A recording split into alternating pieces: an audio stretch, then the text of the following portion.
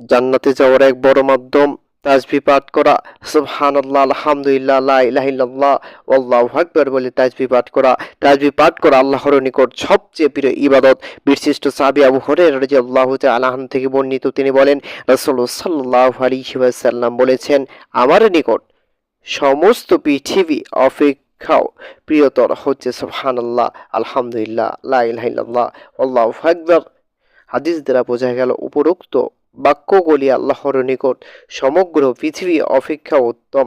বিশিষ্ট সাহাবী আবু হুরায়রা রাদিয়াল্লাহু আনহু থেকে বর্ণিত, তিনি বলেন, আল্লাহর রাসূল সাল্লাল্লাহু আলাইহি ওয়াসাল্লাম বলেছেন, যে ব্যক্তি দৈনিক 100 বার বলবে সুবহানাল্লাহি ওয়া বিহামদিহি, অর্থ আল্লাহর পবিত্রতা বর্ণনা করি, তার প্রশংসার সাথে তার সমস্ত গুনাহ মাফ করা হবে, যদিও তার গুনাহ সমুদ্রের ফেনার ন্যায় অধিক।